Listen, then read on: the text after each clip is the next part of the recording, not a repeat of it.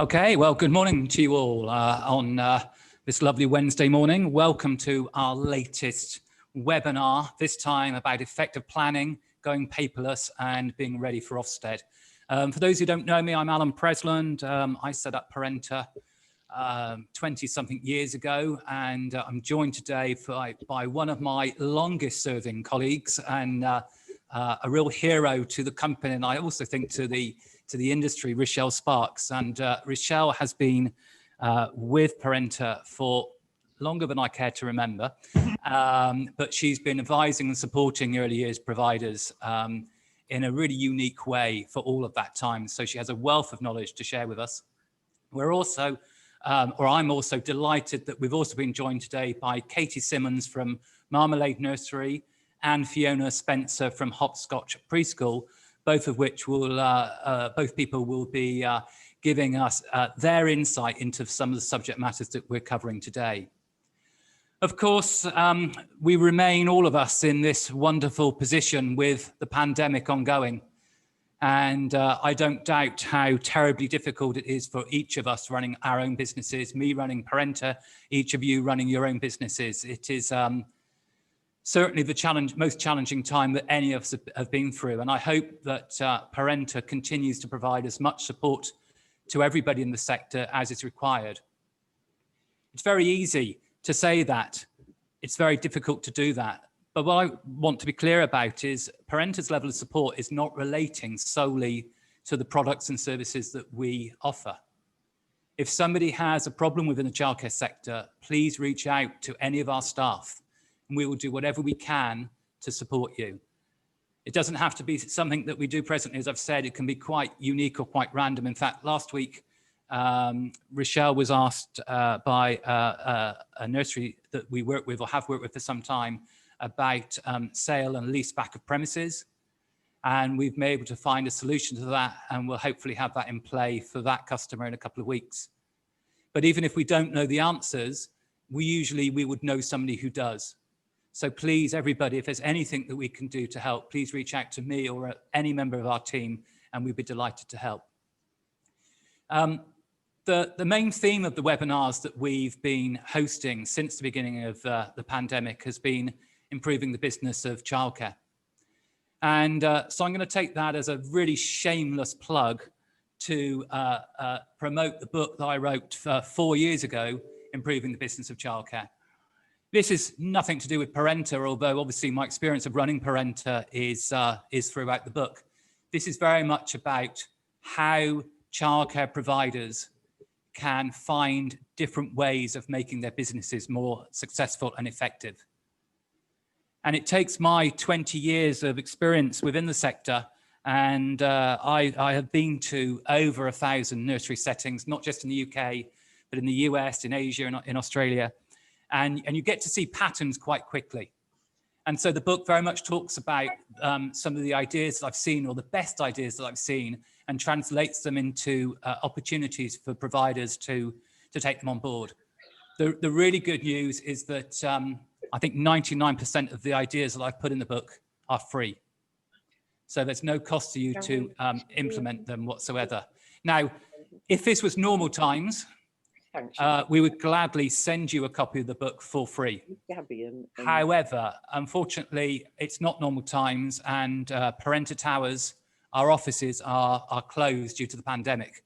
And as a result of that, I can't ask somebody to go in there and send them out. So I'm afraid the earliest or easiest way to get a copy of the book is just to grab it on Amazon.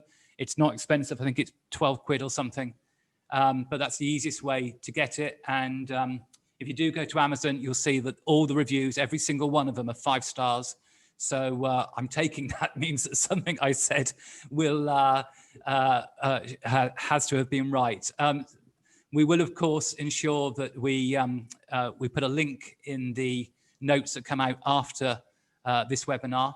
And we're also recording the webinar, and we'll also send that out to you subsequently. So please, if you want to share the webinar with friends or anything, please, you're very, very welcome to do so. Anyway, enough shameless plugging. Let's talk about what we're here for today. So I'm delighted to introduce to you all my friend and colleagues, Rochelle Sparks. As I opened up with Rochelle has been in the early years sector now for, I think, 15 or 16 years. She's a superb member of staff to me, but I think so much more than that, she's a confidant of so many nursery owners. She's always there supporting them and offering tips and advice. You know, the reality is that Rochelle speaks to nursery owners and nursery managers all day long. So inevitably, she hears an awful lot of the issues and bugbears which are going on within the sector.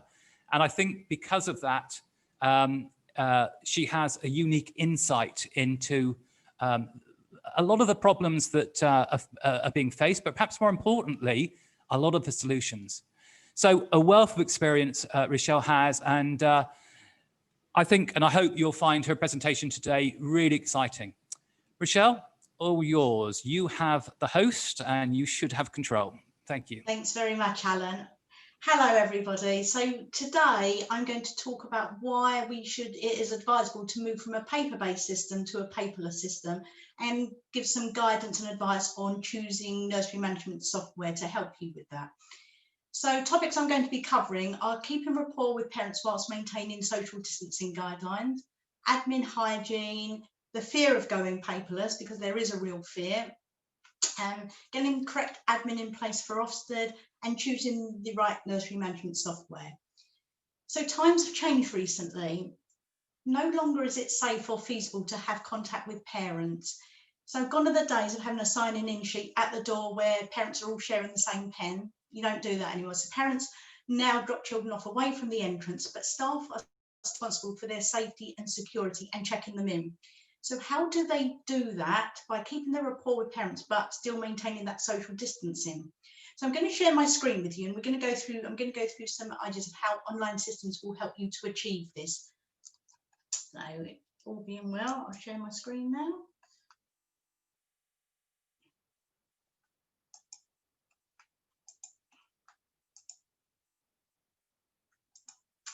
Right, you should be able to see my screen. So you nod if you can see my screen? Yeah, lovely. Okay, so parenting communication while social distancing. So how do we achieve that? So online registers, if you have an online register, your staff are able to have a tablet to register the child's arrival, record who dropped the child off and the time the child was dropped off with no actual contact. So when I said they take children away, they drop children off away from the entrance, you've got a tablet that you take, you can mark the child in, no contact with the parent, child's recorded in. If anybody needs to check, you can see they were in on that day. You should always be able to go back to any online register and see the days and attendance they were in. Also, a parent app to communicate with parents. So we're talking about how do we keep this rapport. As with paper registers and parents not entering the building, how do you keep them informed of the child's progress? You don't really want to hand them paper, which has been touched by several people, and you're again contaminating. So look for a software system that has a parent app that parents can use, where you can communicate with them and they can communicate with you. Invoices, you don't want to give, again, paper invoices. Everything should be able to be on an online system, be emailed in batch. Personalised letters, you should have mail merge facilities on online systems where you can send letters to groups of parents. Learning journeys, all their observations and learning journeys you can do online, no need to put them in books and send out pieces of paper. Emailing a diary of the child's day, sleeps, nappy changes, all of that should be done on an online system where you don't need the contact with the parent. And also it's lovely for the parent to have that, they see that, and with a good system they'll see that as it's happening. So as soon as you've published it, they get that onto their phone. Emailing receipts for parents, for payments, and statements of chasing debt. So again, it doesn't only help you to run an efficient nursery, it helps you to keep in contact with the parent and have that rapport with the parents without actually having that meeting at the end of the day or at the beginning of the day, and keeps in touch with them. So going on to hygiene for the new COVID rules and how you keep it safer. There's no quicker way to spread germs than to handle paper-based documents. Leave them on desk tables where different people handle them. You cannot sanitise paperwork, and although I'm sure you keep sanitizer handy to use after touching documents, it's easier not to have to do that and not to risk forgetting. So by going paperless, you're controlling the risk of infection. you can gather all the information that you would normally have on paper on a laptop.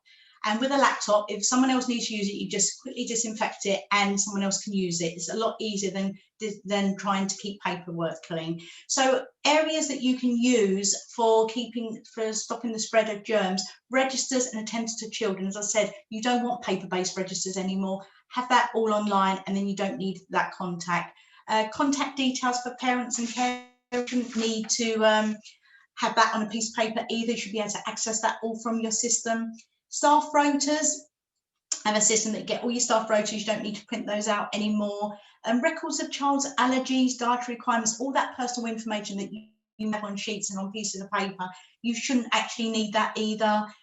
Financial reports and information such as payments received and outstanding invoices or debt, all of that can be online. And a book as a diary where you'd write events in it, you shouldn't need that either. Have your diary online. Everybody should be able to have access to it and share it, and then you don't need the pieces of paper. And also records of accidents. So again, a lot of nurseries still use paper-based accident forms. You should be able to have that online and not need to do that and then email the parents afterwards with all the details, and get parents to actually confirm online that they've received it. Okay, so the fear of going paperless. For setting staff and managers who spent their entire careers working via a paper-based system, going paperless and using technology is frightening. So comments I hear regularly are, but I have a system in place, and although I spend several hours a week on admin, it works for me. I'm not good with computers, would not know how to use software, and I'm concerned with an online system due to the security of data. So during COVID, I received many calls from distressed nursery directors advising that they've been forced to close, as we all know, during lockdown, and they have no access to data which is held in the nursery. So there is a solution, and it's being used by thousands of successful settings, and it's simply a software system with everything in one place at your fingertips. So I'm going to discuss how to overcome the usual fears. So the first one is having a manual system that works for you but takes up several hours of your time per week. So I hear this all the time, and as Anna said earlier, I'm talking to nurseries regularly, and they will say that my system works. They spend hour upon hour doing manual work. So although it works, your time's precious, and so there are paperless systems that will also work. But the difference is the paperless system will give you the extra hours to spend doing the job you love, caring for the children and growing your business. So why, even if it does work, not use a system that works, that saves you that time and has everything in one place? So the biggest worry in moving to a paper system is that your staff are not good with computers, would not know how to use software. So this is another one I get regularly, that my staff, people who work in childcare and in this industry, are working because they have a passion for childcare, not because they have a passion for technology, and it can be scary. So personally, I think it puts a lot of people off a move into a paperless system. It's kind of fear of the unknown. So if you're considering moving to a nursery software package, it's really important that you find out how much support and training you will receive. The issue which is putting you off of getting a system should not be your issue. It's the responsibility of the software provider to give you the training and the confidence to move to a new system and to save you those valuable hours. So what you should do is research the support that is provided. So I can guarantee you that every single software provider will tell you they provide exceptional support and service. Nobody's going to say to you, I don't provide good support. So how do you find out who does provide good support? So ask to see evidence of feedback from customers who use the software. Ask what the maximum time guaranteed is for a response to your questions, because that's really important. Ask if the support is unlimited and whether support includes phone support, because if you have an issue, you need to pick up the phone and talk to somebody there and then. Ask if training is provided and is unlimited, and ask to speak to their software customers so you can talk to people who actually use the software. If you find a software company who offers a guarantee to all of these concerns, you'll have no need to worry about how you'd understand the system. You'll be supported to use it effectively, and then you'll be so pleased you made the move that you'll wonder why you didn't do it sooner. So it really wouldn't be scary if you had someone holding your hand out. Last concern that I hear regularly is that data may not be secure if held online. This is actually the securest method of storing data. You've probably all heard on the news instances of where paper documents have got into the wrong hands, or a staff member might need to take documents home to work from, they're lost in transit, or accessed by family members who have not been DBS checked. Using an online system is similar to online banking. You have a secure password and each member of staff would have their own password. Data is stored in the cloud, so will never ever be lost. If your computer crashes or breaks, you just log into another computer. So as far as that's concerned, it is secure and you won't find any secure method than going online. Okay, so having the correct admin in place for your first Ofsted visit after lockdown. So I understand that Ofsted are resuming visits now, and one of the comments I often hear if you're given only 24 or 48 hours notice of a visit is that staff then work round the clock to ensure that admin is ready for the visit. So if you had an online system, you wouldn't need to do this. That would take an amazing amount of pressure off of the staff who can concentrate on other areas they need to concentrate on for Ofsted. So Ofsted requirements for documents which any good nursery management system will give you are DBS data for all staff. So it will include data checks and DBS numbers, qualifications and CPD. So listing any qualifications staff are required to have and who has achieved their qualifications, how many qualified staff you have at level 3 and above, a list of all registered children and number of children present at the setting during the inspection, accident and incidents involving children at the setting. This will all be at your fingertips, and samples of planning and assessments. Fiona is going to talk to you in more depth about Ofsted and getting ready for Ofsted, so I will leave the rest to her. But a system will give you what you need, so you're not spending time trying to update your paperwork, making sure you know where everything is and that it's all up to date. So again, lots of advantages with having a system if you've got an Ofsted visit. Right, so I'm just going to talk to you now about choosing the right software. So where do you begin in looking for a system to meet your requirements? With many options on the market, how will you ensure you have a system that meets your current needs and will also grow with you and grow with your business?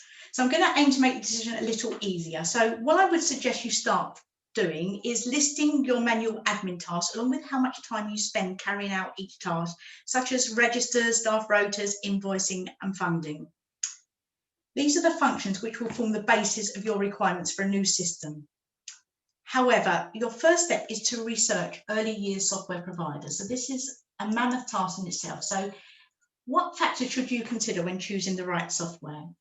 So choose a well-established company. How long have they been in business? Your data is with that company. You need to know that they have been in business for a long time and they know what they're doing as far as software is concerned. Check their credit rating. Are they sustainable? Again, your software has helped with them. And don't go for a company that's got a really poor rating, because if they go into administration, your data is with them. So it's really important to check that out and check whether they're sustainable.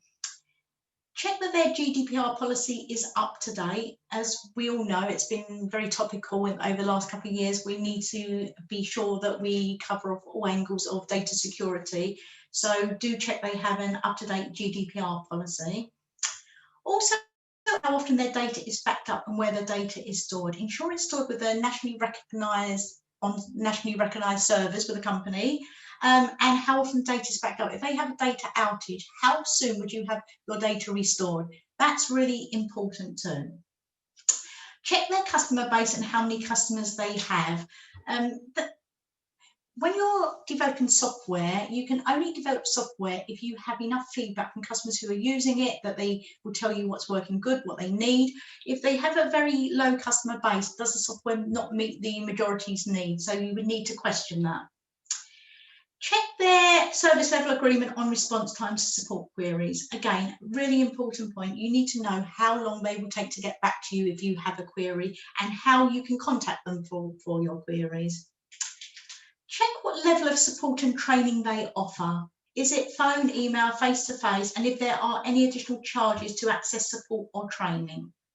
So the level of support, some companies will say we provide support, but that might only be email support. And if it's email support and they don't get back to you, you can't get your immediate answer. So if they're going to charge extra for phone support, that will cost you more money every time you need it for phone calls. So just check what the support covers, because it's very easy in an advertisement to say we provide support without going into the specifics of it.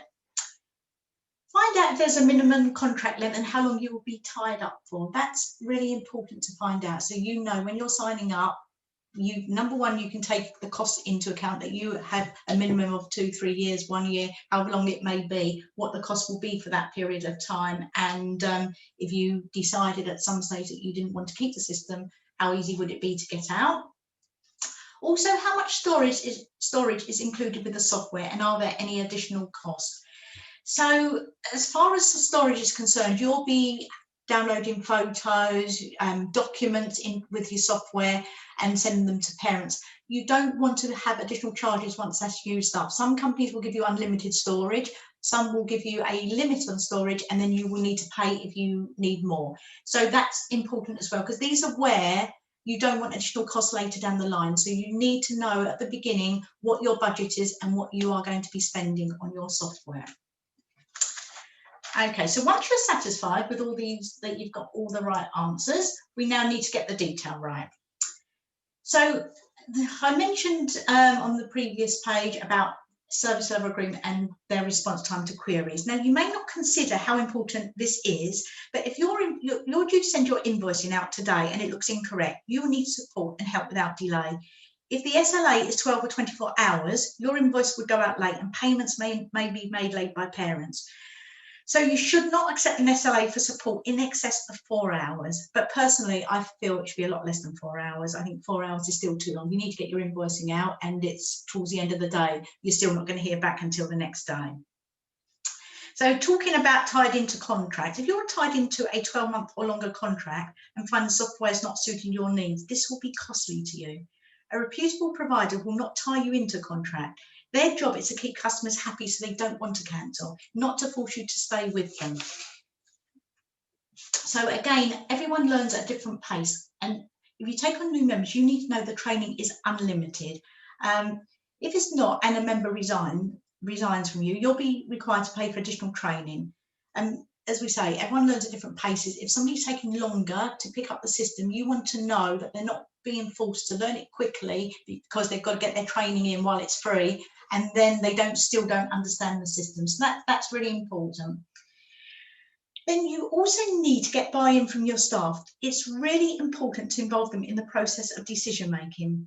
They may be nervous of change, and in fact they will be nervous of change. And if you do not get them on board, they could do their utmost to prove the system doesn't work. Instead of embracing the change and being less nervous at what lies ahead, they'll be scared. So all users of software should be present at a demonstration, so get them involved in it. And then once the system's being implemented, they know what they're getting, and they'll be a lot less scared, and it'll be a lot easier for you to get their buy-in. So what I suggest you do is shortlist 3 companies, because if you do any more than that, it gets really confusing. You'll get so much information from each of them that it will all go into one, and you'll be lost. So shortlist 3 companies based on getting the right answers to the previous questions, and then arrange your demonstrations. So before arranging a demonstration, what I would do is make a list of questions based around your requirements from the task I said you should do at the very beginning, which is list your manual tasks and how long they take. Put that as your list of requirements. So I produce a list of functions which will enable you to run a successful childcare setting. And this will save you many hours from a manual-based system. There'll be lots more nice to haves that you could have, but having a manual-based system will take you lots and lots longer. So these are the basic requirements, and then, as I say, there's lots more that you could have that would be nice. So inquiry tracking, which areas of your marketing are working for you? So this is again really important. So any good online system will allow you to see where your inquiries come from, what's working, what's not working, how many are converted, and make informed decisions on where you put your marketing. Okay, occupancy reports and forecasting. So this enables you to check availability of spaces now and in the future, understanding which sections are most popular and which are your busiest and quietest times of the day. Accident tracking and reporting and online registers, marking children in and out, which I mentioned earlier, with who dropped them off and picked them up. Reports of allergies, dietary requirements, permissions from parents, immunisations, illnesses should give you that. Staff qualifications and training courses, including when they are due to expire. So Of course, what a system should do is highlight when a course is due to expire, so you know you need to send staff on new courses. Staff rotas, so it should tell you how many staff you have according to children in and how many staff you need to cover each of your rooms. DBS details, so as I mentioned with the Ofsted, you need your DBS details for each staff, and the system should do that for you. So record of which children qualify for funding and notifications of eligibility. So again, when talking to nurseries, I hear that this takes a lot of time. Every term working out which children qualify for funding, who's eligible, sending headcount reports to your local authority, again, all of that takes a lot of time. On a good online system, it should do all of that for you. And what a system does is it's not you putting in a lot of data. So although this looks like a lot of information coming out of the system, it's all fed through from one area. So as soon as you put children's attendance onto a system, it should feed through to all the reports. So you're not adding a lot of additional information or entering a lot of different information. Debt reports to show you how much each parent, how long it's outstanding. So when I talk to nurseries and I ask them how their debt is, some will say it's quite bad. But when I say how bad, they don't actually know. That again is scary, because if you don't know how much your debt is, how are you going to get it in? So all about becoming profitable. These systems will help you to track everything easily and to get your money in. And so when we talk about expense of a system, you actually gain more than your spending when you think about getting everything in on time. Payment reports to show all monies received. So you'll be able to see any money received and you can tie that in with your bank. Future fees report shows your fees due at any time in the future to enable you to budget either monthly, quarterly or annually, which is really good. So again, a good system will show you, according to what your attendance is and your children marked in, what your fees will be at any stage in time.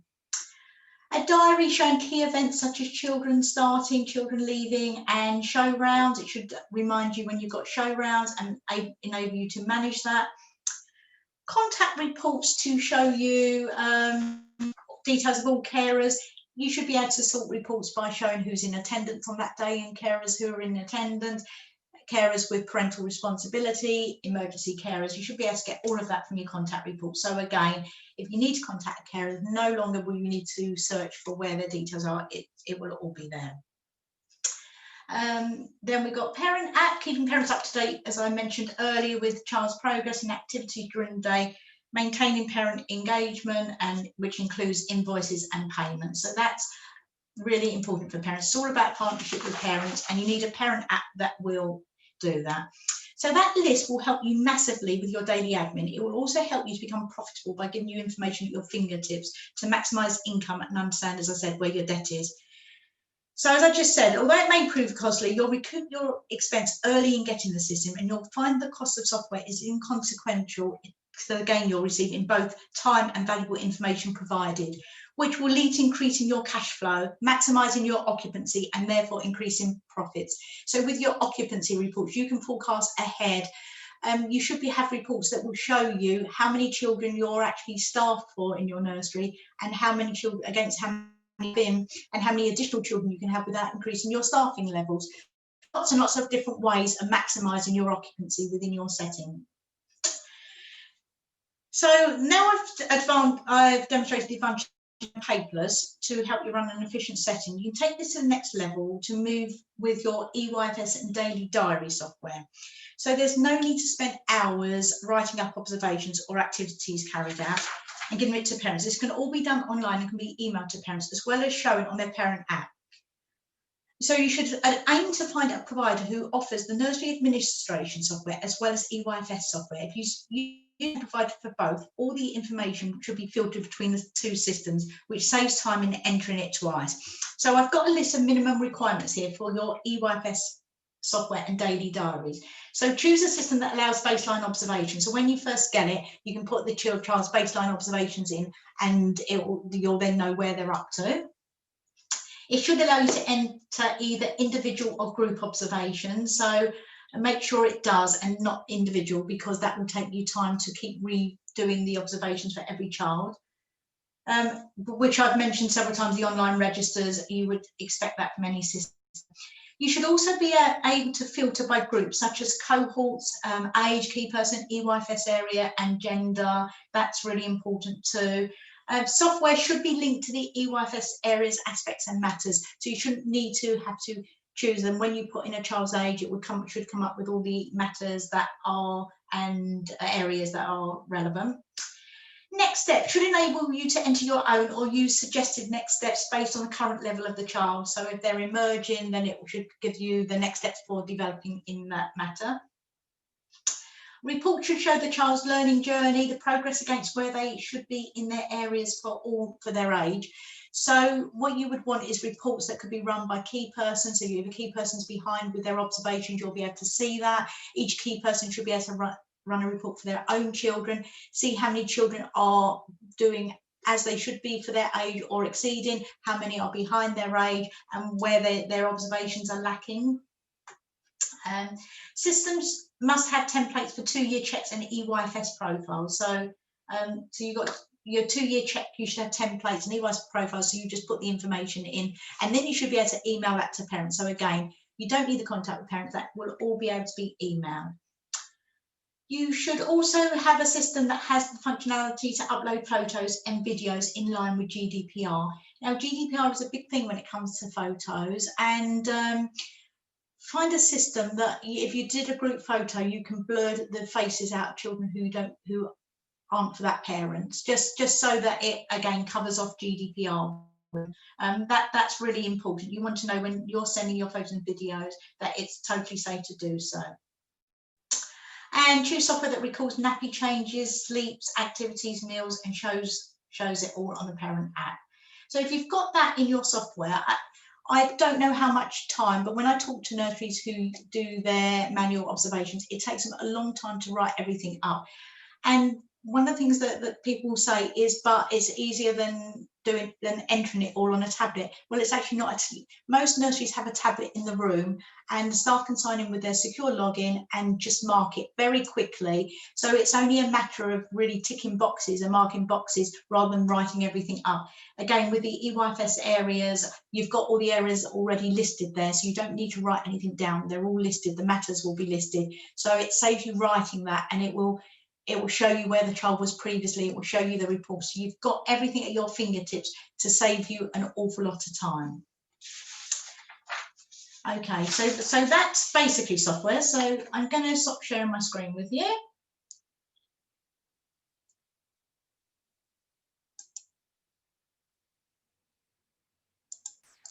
Right, I can see you all again. So I hope that's given you a bit of an insight into choosing software for a setting, and hopefully making it a little bit less scary. But I appreciate it will still be scary. Anybody making a move to anything, and that is quite a large move, so it will be scary. I am more than happy to discuss with anybody their options, to just give you advice, how it would work for your individual setting. Every setting is individual. You all have individual needs. So you have to have something that works for you. So as I say, do make that list. What works for you? How do you invoice? Do you invoice monthly? Do you average it over the year? Whatever it is, you need a system that's going to meet your needs. So start off with that list. But if you are still using a paper-based system, you are using up hour upon hour of time that you don't need to. How old was it? Like the twins are 15 or 16. Yeah. Okay. I'm 18. Then the youngest, she's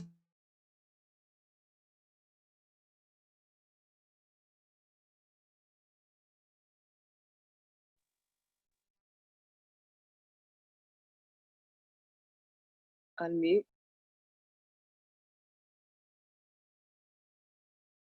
Sorry, I was muted there. I didn't realise. Yeah, so I'm going to hand back to Alan, and I will answer any questions you have. Say, if anybody wants to talk to me on a one-to-one basis, if you've got any questions whatsoever, be more than happy to give you advice, to even if it's unrelated to the software, absolutely anything. As Alan said earlier, I do work with lots and lots of nurseries. I'm here for advice at any time. If it's just something that you don't know where else to go, even if I can signpost you to the right organisation or where you could get that advice, I will. So please do ask me. Brilliant, Rochelle, thank you so much for that. So we've had a couple of questions come in. The first one relates to the one of the opening comments you made about allergies and allergies being recorded on the system. And Chloe's asked that her understanding is that she needs to display allergies for Ofsted, and then Heather's come along and said pretty much the same thing. She understood that allergies had to be displayed in the room. So how does the system cover that off? Okay, so with all of our reports, they can be printed off, or our reports on an online system, they will be able to be printed off. So you can print them off and you can display them in rooms. There's no problem doing that. What you don't need though is members of staff handling them. So if you're going to display it laminated on a wall, you can still do that. The thing is, if allergies change, if you've got a good parent system as well, parents will see the allergies that you have listed for their child and can inform you of changes. So if allergies change, you're only updating a system and you don't have to keep rewriting pieces of paper. So it still saves you an awful lot of time. You've got everything in the one place, but you can still display it laminated on a wall if you need to. Thank you. And then Deb has asked, these packages have different levels of access for different members of staff so that they can have need to know type information? Most definitely. So choose a system that will give you permission. So what you should have is a main administrator who sets the level of permissions. So whoever will be, the contract will be with, will probably be the main administrator, and you would give each member of staff permissions, because it may be so that you'll probably have staff section with salary details. You don't want other staff seeing the salary details. You can hide that from them. So yes, systems will have different permission levels. Okay. And then you talked about age debt reports, and this is my big bugbear with many nurseries, the fact that they have this hidden cash. So is it easy to see the cash that parents owe nurseries with this system, or and if so, how do they identify what needs to be done about it? Right. So it is so easy. So what you would have on any system, you would have an age debt report that would show you every debt for every child within your setting, but it should also show you how old the debt is. So it might show you that it's a future debt. That's because you've run your fees in advance for next month. You're not worried. Then it should show you the current month's debt. Then what's 1 month ago, 2 months ago, 3 months ago, and in excess of 3 months. So you will know how old that debt is. Now, if you have a good system, or you have talked to the software provider, they may have an integrated payment collection, a direct debit payment collection system, which runs in conjunction with the software. If you have that alongside the software, you will eliminate your debt. You will have no. As soon as you run your invoices, the provider will write to the parents and they'll do the collecting and they will pay. Sorry, Rochelle, just to stop you. Could everyone just make sure they're on mute for me, please? Because we've got some really bad background noise. Thank you. Sorry, Rochelle, go ahead. So if you do have debt in your nursery and you want to eliminate that debt, look into a provider that also does a payment collection system, because that would really help you. But it is really, really easy to see the debt at the click of a button on any system that has an age debt report. So as you will know exactly where your debt is and how old it is. So you mentioned like future debt and current debt and debt at 30 days. That all sounds really confusing. Is it easy to read and understand? It is very easy to read and understand, but one of the things I said earlier is about the support. So it's easy to understand maybe to somebody who's used systems and understands age debt, but if you've not ever seen a report like that, although I feel it's easy to understand, our customers and other customers will find it easy to understand. If you don't, you should have a company that will give you the support to explain it to you and to show you how it works. But what a report should do is be self-explanatory. It will show you your debt and show you where it is. But if you're nervous again of using the system and understanding the reports, then a good software company will provide the support to explain them, or to explain how you can track your debt, how you can read the reports. Okay, good, thank you. You also mentioned about contracts and the length of time that software operates. And I know you've asked me to look at contracts for some people in the past when they wanted to move to our systems. Is it common for people to have, to be tied in for long periods of time? Some software providers do tie them in for a minimum of 12 months. Again, as I said earlier, I don't know why they do this, because if you've got an unhappy customer, you either do something to put it right and so they're not unhappy, but if somebody wants to leave you, they should be allowed to leave. At Parenta, we don't have any lengthy contracts, and we wouldn't advise anybody to sign anywhere that where you are, because you need that freedom to use the best product for yourself. And if you're tied into a contract, you can't, that's expensive to you. If you're not going to use the system because you feel at some stage it's not working for you, or you're not getting the support, whatever the reason may be, you should be free to leave. So there should be, but other companies do sometimes impose a 12 month is quite common. Okay. So Kaz asked, are there many packages that have daily, weekly or termly planning structures within them? Do you know that? Do you know if any of the other products have that? If you're talking observation, are we talking observations planning, or all systems will have diaries that you can set diary events for monthly, weekly, and schedule them. If we talking EYFS, depends on what we're talking about planning. We're talking EYFS, you would set dates of when the next observations, the next steps need to be completed by. So that could be monthly, termly. So there are systems that do monthly and termly. I think I need a few details to know if I'm answering that question correctly. Thank you. Teresa has asked, what software do we recommend? What software do you recommend, Rochelle? Okay, I'm not here to recommend software. And I'm not going to recommend software. Of course, Parenta provides software. I'm very, very proud of what we provide and what we do, but I'm talking independently about software and about going paperless. Talk to me individually and I will go through. I'm more than happy to provide demonstrations of what our software can do and show you how it can change your setting. One of the things that I'm very proud of is the support that we provide. I mentioned earlier about you shouldn't expect anything more than 4 hours. We guarantee an hour response time to any query. So I'm proud of what we offer, but I'm not going to recommend a provider because that's not what I'm here to do at the moment. Great, I will, us. Okay, so a couple more questions. Chloe says that her software will assign next steps individually to the child and work through them, planning for them weekly as an individual plan and complete the next steps at the end of the week. The staff are to do SEF every month, all on baby's days. Is that effective enough? So I think what Chloe's asking is whether planning in that manner is effective. What's your view on that?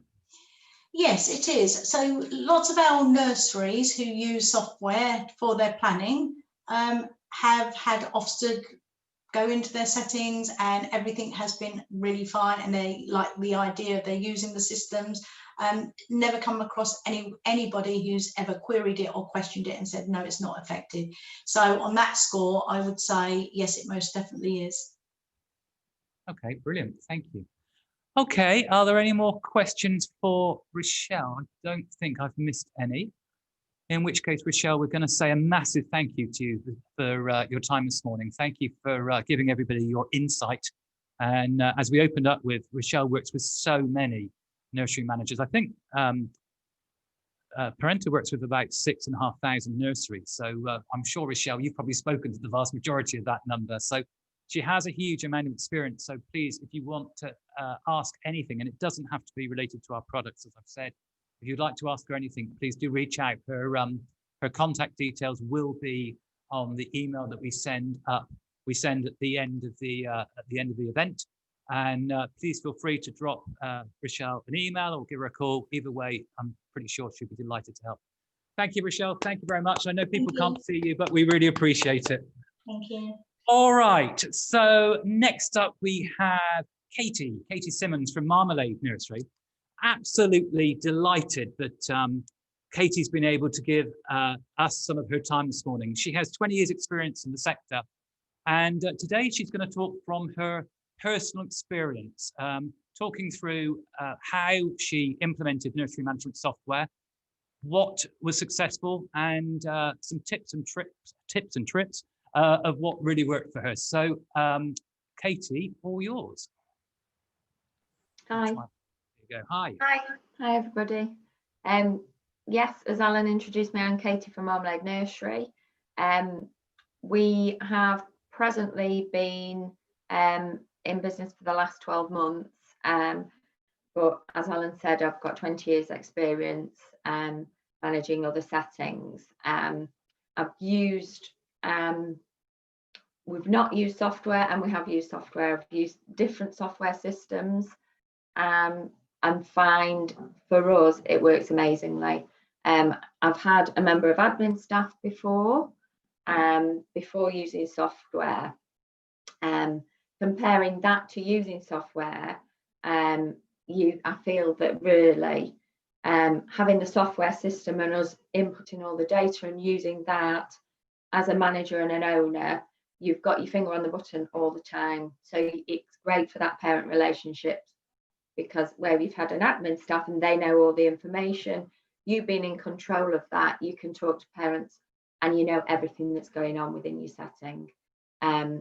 So at the touch of a button, you can see it, you can talk to parents, you know exactly where they're up to, which for me is a real benefit. I really feel in control of everything, and talking to the parents, there's no unanswered questions.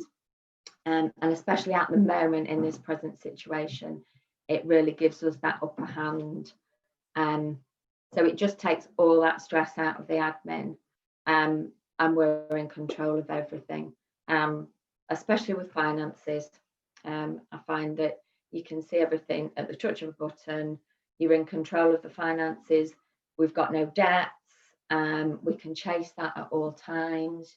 We can invoice throughout the month if we look at our debt reports. And I've found that the parents respond really well to that. So nobody's ever getting in arrears because you're on it and you can sort it straight away. Just really thinking of things that benefit us. I've said about the parent relationship, that's great with the account side, but it's also great with the day share side of things, but I'll talk about that in a minute. The 24-hour support that we get through our system is great for anybody who's nervous moving on. We have used various different systems, and some of them we haven't had that support. So as I'm the owner and obviously my time is split, if there is an issue, it's really important, I think, when choosing somewhere, that you've got somebody that you can just fire a question at and say, hang on a minute, I need to do this, but I don't quite know how to do it. And with us, we've got that support. And again, that's like another member of staff taking that away from you, because you've got someone to fire a question at, and it's easily sorted and you can resolve that situation straight away. And the knowledge that the company's got, a lot of them are, well, most of them are in the sector, and so they understand, which I think is really important. It's no good talking to somebody who's just great at software. They've got to understand the industry to help you iron out those problems, I think. Paper trail. At the moment, obviously, we've got the problem with COVID that you can't be sending paper home, which I know Rochelle talked about. So all your invoices, obviously for the practitioners, sending out medication forms and accident forms, all that's done online. So we can share that with the parents on the day, and there's no paper going home. For the girls as well in the room, I know Rochelle touched on allergies. They can see at all times any permissions for the children. They can see any allergies, and they can talk to parents. So using the day share and the parent app, they can talk to parents and share information all the time. So with the day share, keeping that parent relationship going, we're sending information home daily. So it's really hard at the moment. I know for us, we really pride ourselves on our parent relationship, and you're doing a quick handover at the door. But with software, you can keep that relationship going. So we're sharing stuff all the time. We're sharing information. Anything that changes within a setting, it's easy to share that information with the parents, which I know our parents really appreciate. And we have upped the communication through our software, because you can't do those daily chats where they're coming in and they're looking at the setting, and you've got that time to spend with them. Also, for us, sharing information with the girls, you can't be in all places at all times. So on the software, we share with each room any settling in sessions, any new children. If they've been informed about changes of days, we just add it to the system straight away. Parents can notify us of changes of days. That we're not losing anything, because you can add to the system straight away. So we're always on top of our admin. I'm trying to think of anything else bonus benefit wise. I mentioned about the 24-hour support, but that is really, really important. We don't actually put all our developmental information on to the system. We use paper-based. We've gone back to that. So I can't really talk to you about that if anybody's got any questions about using that. I don't know if anybody's got any questions. Thank you, Katie. We've had a couple of questions come in. One of them is that do you have an administrator to put the information onto the system? No, I do everything myself. And does that take a lot of time? Do you have to keep re-inputting new information? No, it's really quick and simple. So you just enter the information as you get a new child, and everything else. Obviously, there's myself, and I'm the owner. I'm also the manager, and do all the admin as well, and spend a lot of time in the room with the girls, professional development and things like that. So no, it's really quick and really simple. Okay, so going back to implementing the system, what was the biggest challenge? With implementing the system? Yeah. Well, I didn't find there was a challenge. I don't know. Okay. And did you find members of staff were apprehensive about having to use such systems, or did they respond to it well? We're quite lucky, really, because the staff had our staff had used systems before. When we have obviously previous settings, we have moved from paper to and then the girls, some of the older members of staff were a little bit apprehensive, but with the support and the ease of it, they soon came round. Okay, good. Somebody's asked why don't you put all the data on the system? You said you didn't put some information on. Forgive me, I don't recall which one, but what was the reason you don't put everything on there? That's personal reason to our setting. We've gone back paper-based for our staff. We're just in the moment, and we're not using the tablets in the room as much.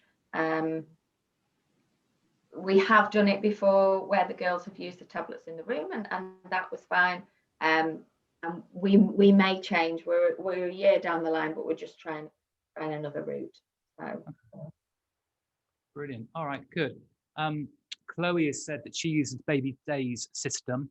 We've got lots of online help with tools, and they also use teachers to parents to communicate. So somebody's asked if you, Katie, could recommend a good app. I presume if you're using the Parenta system, that would be a bit biased. So, but I presume that's what you're using, or do you use an app as well as that? No, we just use Parenta. I have used other software before, and it might be a bit biased, but I have used three systems now, and the one I'm using at the moment is by far more senior than others, and the support there was one of the major things in the deciding factor for us to use it again this time. Okay, Rochelle mentioned the support, and I know it's something that comes up again and again. So thank you for saying that you like the support. We'll pass that on to the ladies and gents who are involved in that. So unless there are any more questions, we'll say thank you to you, Katie. Thanks so much for giving up your time this morning and coming on and sharing your experience with everybody. We really appreciate it. Thank you very much. I appreciate nobody can hear you, but you know what I mean. Somebody's put on a question on the main thread. They're disappointed that this seems to be a bid to sell the software. I'm really sorry if anybody thinks that. The reason we're doing a session today about software and the impact on Ofsted is because we have seen the profound impact for many, many nurseries of not having systems. We're not talking here about administration. I think in the end of the day, that becomes a personal choice. But I opened up by saying when I wrote the book, I visited over 1,000 nurseries. And the most scary thing I've ever seen is the number of people who have massive bad debt problems or massive unpaid bills. And I think at the time when we have COVID and the time when we have this huge pressure on every single person within the childcare sector, these unpaid bills and these bad debts are immoral. And I'd actually go so far as to use the word theft. I think when parents don't pay bills on time, that becomes theft. And I think it's really, really important that we're able to provide support and systems to anybody who's not got them so that they don't have those bad debt levels, because I've seen the damage, and we all know the number of nurseries which are closing within the sector at the moment simply because of bad debt or not being able to make ends meet. So apologies to anybody who feels that, but I think it is important that we as a sector do address that. And as part of our commitment to making sure that the sector is successful, it's important that we highlight where there are solutions.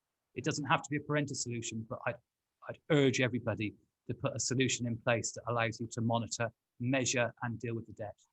Anyway, that said, let's move on. So I'm absolutely delighted now to introduce Fiona Spencer. Fiona has been involved with Hopscotch Preschool for a long time, and she was one of the first settings to have an Ofsted inspection under the new EIF scheme. She's got a wealth of knowledge and experience in what Ofsted wants to see, and following her Ofsted inspection, she has changed from paper to electronic, and she really wanted to talk through with everybody today what her experience was with the new EIF inspection and really how to prepare it. So Fiona, welcome. Thanks so much for giving up your time this morning, and all yours. Thank you very much, Alan. Just got to work out how to share a screen now, so just bear with me while I try and get a PowerPoint up.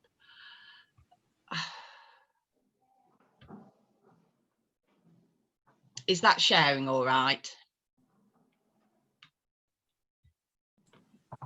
Yeah, that's working, Fiona. If you could go to just slideshow and play, and then we'd see it full screen.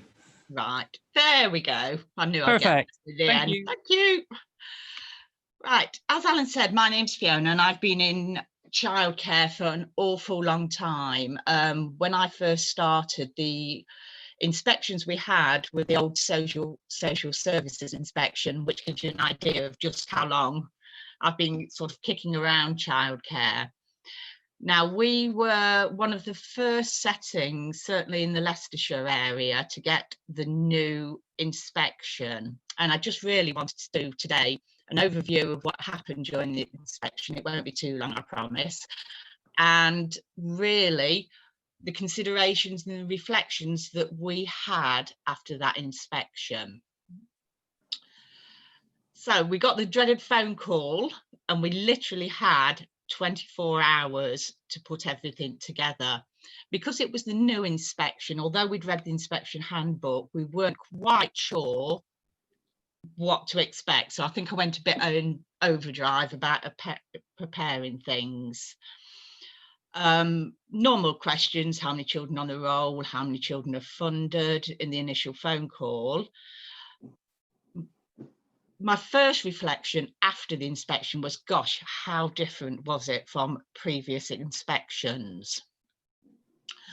So what I did was I went through what the inspector actually covered, and the areas that I've marked in red are very, very much staff focused. If there's anything I took away from that, it has moved really from like a cross-examination under a spotlight of paperwork and where's this, where's that, to staff knowledge and staff being able to speak confidently and freely. There's the normal things that they did with myself as the owner of the setting. I think, as Rochelle mentioned earlier, numbers of children on the roll, 2 to 3, 4-year-olds, which in my case, because at that time I was very much paper-based, is quite panicking. I'm going through a whole lot of paperwork thinking, oh, I know I've got that information somewhere. She did ask to see the policies, but it was only a very brief flick through just to make sure they were generally in place. A bit of a chat with me about case studies relating to safeguarding, and of course a check on the staff qualifications and DBSs were all in place. She was very interested in training beyond core training, beyond the safeguarding, beyond the first aid, and she was also asking an awful lot of questions about how the staff train each other as well. So at staff meetings, sort of introducing that a staff member has researched into a subject and delivers that to the other staff, which is beyond the core. I'd spent hours and hours doing my staff. The night before, I don't think I'd slept. I'd been up, updating it, just checking it, and her first words when I mentioned staff were, I'm not really interested in that. So at that point, I think she was quite lucky to survive after the amount of time I'd spent. All she asked me is what we did before and what we did afterwards. She was not interested in a pile of paperwork. She just said, you know, what did you get picked up for, if you like, on your last inspection? What have you done to improve it? What are your plans going forward? That covered the whole of the SEF, which was, as I said, a bit heartbreaking at the time, but on reflection, it's quite good that they're moving into staff and manager knowledge rather than reams and reams of paperwork. The next bit, because I've never been through this type of inspection before, took me a little bit by surprise. I knew she would do a learning walk. I expected to be present for that. And she said there was no need for me to be there, which was completely different from anything I experienced before. So literally I stayed in my office while she walked around with the setting leader, who does the day-to-day, I do the paperwork side. As she walked around with her, she was looking for a lot of knowledge, why equipment was out. The 3 I's came very much into it. What is the intent? What's the implementation? What's the impact? And she also, at that point, looked at some paperwork. So yes, she did look at our allergies, which was laminated in the kitchen area. So that was all there for her to see. She had a good look at the notice board and how we communicate with parents. Very much focusing on culture capital and asking why. So a good example of that was the cooking was out, the baking, we were doing baking, and the first question was, why is that out? Unfortunately, the staff member said the children don't get a chance to do a lot of cookery at home, so it's something we do a lot with them here to enhance their knowledge. She gave a big smile at this point, and so we all knew everything was going okay. So obviously this PowerPoint would go out, so rather than read through it, gives you an idea of the kind of questions that she was asking. And then she did a joint observation. Again, in the past, I would have expected to be present for that, but she was very keen on it being the session leader rather than the manager. So this is where we've got to get our information down to staff. And during that time, obviously, she's still asking the 3 I's, and she's looking at the hygiene processes there as well. She did pick 2 staff members at random. She looked at the children we had in that day and did say, right, how about these 2 children? We did have the chance at that point to say, no, can you pick some other children? But it kind of goes against the flavour of the inspection, really. So she did ask the staff members a lot of questions about the children: age, start date, parents, family, culture, what does the child do at home? Again, linking back into culture capital. She wanted to know about the next step. She was happy if you referred back to paperwork. But really, it was, I can't describe how child-focused it was, which was absolutely brilliant, where I feel in the past Ofsted inspections have been very much paperwork-focused. They've now shifted completely to child-focused, fantastic, and staff knowledge. So after the inspection, and the nicest thing was, after that inspection, we had the same inspector 2 Ofsted inspections in a row. And when we inspected under the old inspection, it really did feel like we were put under a spotlight. And I know after the Ofsted inspector left, 2 of my staff were in tears. It had been that intense a process. We had the same inspector again, so as you can imagine, when I heard her name, I was just head in hands thinking, oh, we've done this. It is so different. The staff felt brilliant because they could talk about what they really knew about, which was the children. But it did get me thinking afterwards about how it was staff knowledge, which is why I've made sure that all my staff have now, we had a couple that weren't trained, have gone on to level 2s or level 3s, and with the endpoint assessment, they become more confident in speaking. So I think that's going to feed into my next Ofsted inspection. But I also felt that we needed more interactions with parents. Remember, this was slightly pre-COVID in that, when we still had a normal world. And interactions then were easier. They are a lot harder now. And so I've been listening quite closely to how the interactions can be done over the online systems. But as well as that, so we've got the knowledge, we need parents to be interacting more with us. We all know it can be a complete nightmare to get parental involvement, which is like why I like the idea of it being online, because I think they're going to interact with that a lot more. And the other thing that occurred to me very much was, it's okay one staff member having a lot of knowledge. You can't expect every staff member to know everything about every child, but it's having a central information base that people can access. So if that staff member happens to be ill on the day of the Ofsted inspection, that there's somebody there that we can access a lot of information easily, and it's not written somebody's handwriting, which can be hard to read. So we are looking for a system that's very much gives us lots of information on that child. And the other big thing, as I said before, that staff need to be very confident in discussions. So it's something that I've now introduced, that if I'm doing observations on the staff member, it's not just observing their practice, it's really getting them to talk by having lots of questions for them, so they get used to thinking and responding to those questions. So afterwards, obviously, we all had a meeting to discuss how it went, and we all agreed without exception, that the new Ofsted inspection is so much better because of the focus on the child and knowledge. And we need really knowledgeable staff, but we also need the technology to support the staff. So we've got two steps that we've set ourselves. This is our little step.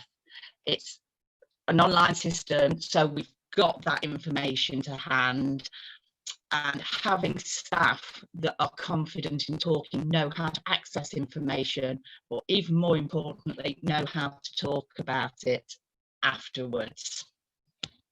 So that is the briefest overview of what an Ofsted inspection is like. Like I said, there's quite a lot of detail in the PowerPoint, but I don't want to sit here and read a PowerPoint to you, so please feel free to read it in depth afterwards. And I've arranged with Rochelle that I'll be available if there's any questions on my email. Brilliant, brilliant, brilliant. Thank you, Fiona. Thank you again for giving up your time today. So you talked about walking around with the inspector, and you said the session leader. Who did you mean by that? Did you mean the room leader or the deputy manager? It's the room leader, I suppose you would call them. She is the deputy manager, but we call her the session leader. I think every setting has different names for people, but basically it's the same thing. She was the room leader. Okay. And with the electronic system that you're, I don't know if you've implemented it or are implementing it, but are you able to upload photos and videos? Is that valuable? Yes, and most definitely, because I think that's how you get the parental input, and that gives you culture capital as well. You get to know a lot more about the child. So we're looking at a couple of systems at the moment. Okay, lovely. Someone has asked, what was the grade and how was it communicated to? It's a good job. You knew that one was coming, didn't you? Yeah, I did indeed, yes. We got good, and she did go through that. Outstanding is now very, very rare. They've actually upped the criteria, and I must admit, 2 Ofsted inspections ago, we did get outstanding, and it was the biggest bugbear, because I imagine so much pressure. You feel like you've got to walk on water and there's only one way to go. So I was more than happy with a high good. Brilliant, brilliant, good for you. So our friends at Little Lamps have asked, can you talk about the learning walk? How was that done when the inspectors walked around? Right, well, the inspector basically left me in the office, sort of moving all the paperwork back that I'd sorted out and she'd not really looked at. And she went with the room leader. She literally, as it said as a learning walk, walked around the room, and as she got to different pieces of equipment, she would say, why is that there? What is the purpose of that? How does it link into the child's development? Are there any next steps in mind? She also looked at our communication systems at that point, e.g. the parental notice board, the forms that were on there. So literally she walked around the room. She could ask anything at any point, but the main focus was she literally covered every piece of equipment. And so, for example, we'd got the car mats out and we'd got paper around the car mats. So it was sellotaped to the floor, and she asked why. And we were able to explain that some of our boy cohorts were having trouble getting them to do writing, and this was a way to get them mark making on bits of paper. So she was literally inspecting, if you like, every piece of equipment.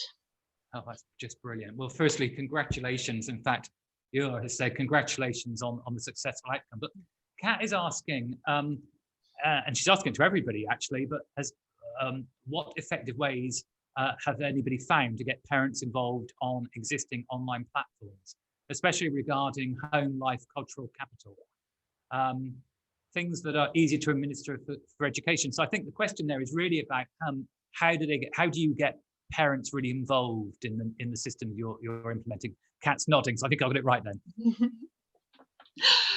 It is really difficult, and if anybody's got any ideas, please let me know. I mean, something we've tried implementing is a wow moment, so that when they've done something over a weekend or something, we get the parents to let us know about that. It's celebrated in the setting, and of course the child gets a little certificate or something, and as the children are going home, other children are saying, so and so got a sticker, so and so got a sticker or a certificate. But it is very, very difficult to get the parents involved. So if anybody's got any ideas, I'm more than open to them. Okay.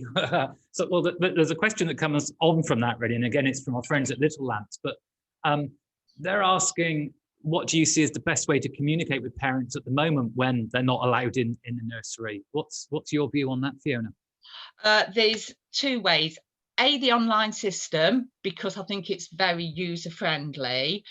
But I think we have to go with technology. We do use Zoom now with a lot of our parents, where we'll stand and talk to them.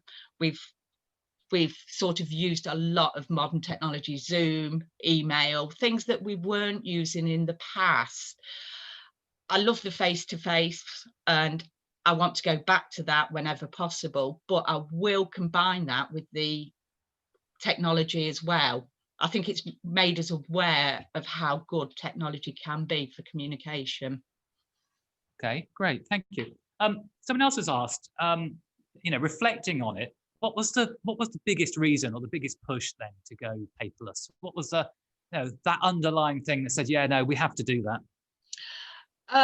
I think it was how much knowledge you now need to have on the child. And like I say, if you've got 40 children on roll, and the Ofsted inspector, she does allow you to look at notes and things like that, but the Ofsted inspector can walk up to any members of my staff. If there's a central place, they can access information within the bounds of confidentiality, of course. So you'll be looking at perhaps in one room having access, those staff having access to that information.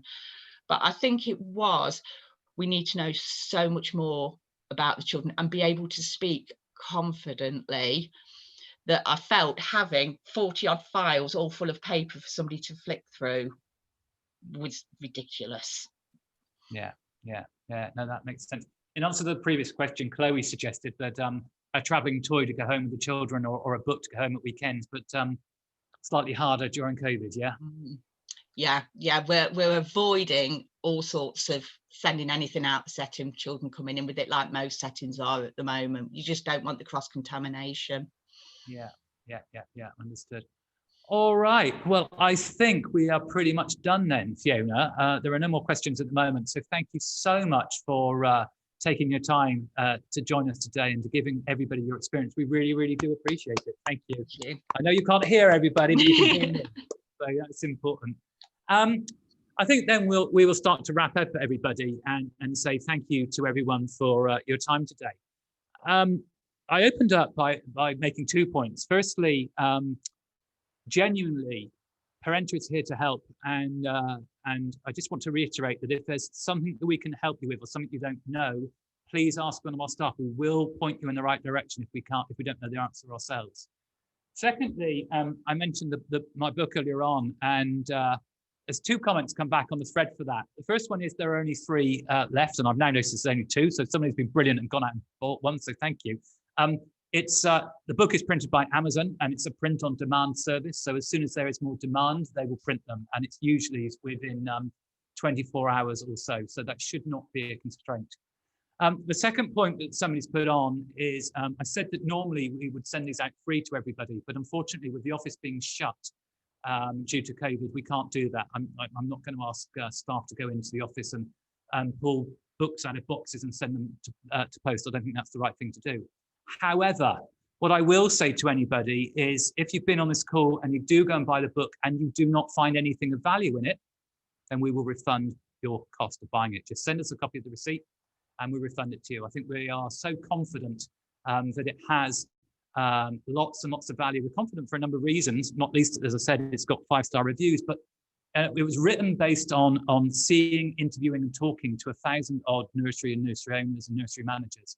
And I'm very, very confident it's got a lot of ideas and solutions which will help anybody. So Go and buy it on Amazon. I'm afraid we can't send it to you for free, but if it's of no value to you, send me the receipt and I'll send you a check back.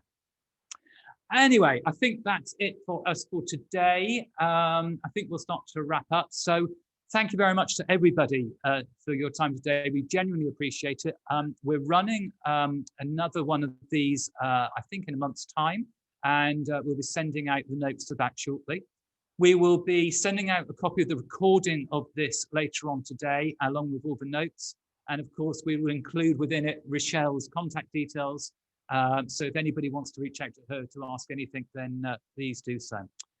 Thanks again, everybody. Thank you so much for your time. Stay safe. I know COVID is boring at the moment, but it is what it is. So let's just stay safe. Good luck to you all. Take care.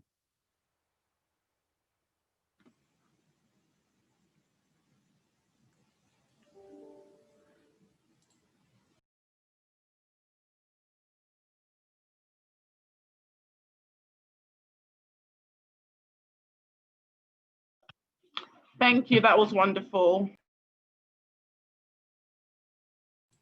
You're very welcome.